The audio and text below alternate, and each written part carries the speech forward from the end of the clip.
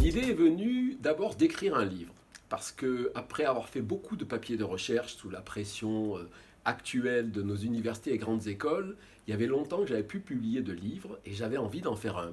D'abord parce que pour le plaisir, ensuite parce que pour avoir un certain impact sur les entreprises, il faut faire des livres, plutôt que nos articles de recherche assez difficiles à décrypter.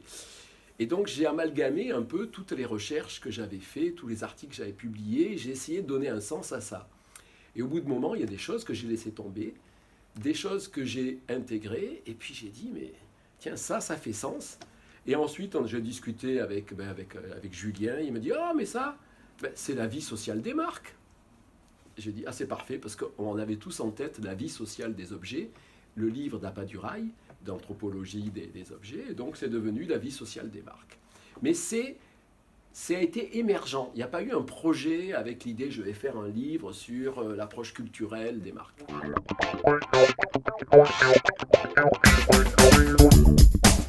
Le plus impactant pour les individus, pour moi, c'est les brans de verbe. C'est-à-dire qu'on ne peut plus parler, il y a beaucoup de gens, mais moi en premier, je ne sais plus parler sans utiliser des verbes qui appartiennent à des marques. Je ne sais plus parler, je vais skyper demain, voilà. Je n'ai pas d'autre mot pour le dire.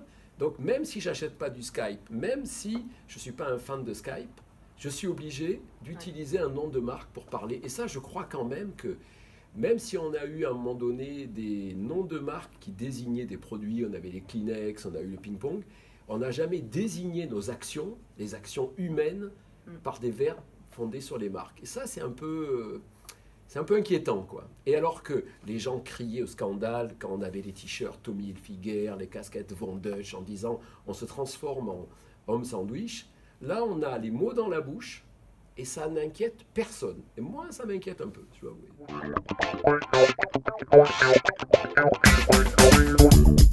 Pour les marques, tout ça c'est plutôt bien, ça les amène, ça les transforme en phénomène culturel. Pour les individus, ça pose des questions, parce que les gens deviennent de plus en plus calés sur les marques.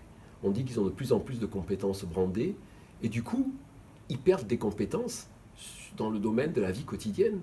Ça pose des questions sur l'avenir des individus.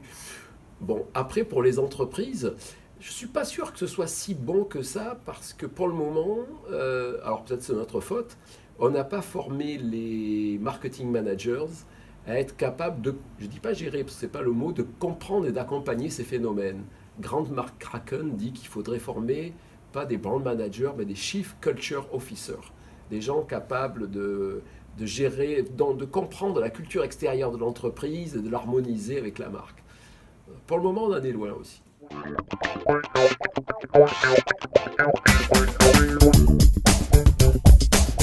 Comme d'habitude, nous on arrive à dépeindre la réalité, mais elle est déjà avancée. Et beaucoup d'entreprises ont repris certains phénomènes culturels. Une a repris le brand verbe, l'autre a repris la brand communauté, etc. pour en faire une approche marketing. Mais alors c'est très net, il y a ceux qui font ça lourdeau, c'est-à-dire qu'ils essaient de dupliquer ce qu'ils ont vu et ça donne des choses vraiment contre-productive. On parlera de la fête de la marque Star Wars reprise par Disney, c'est une horreur.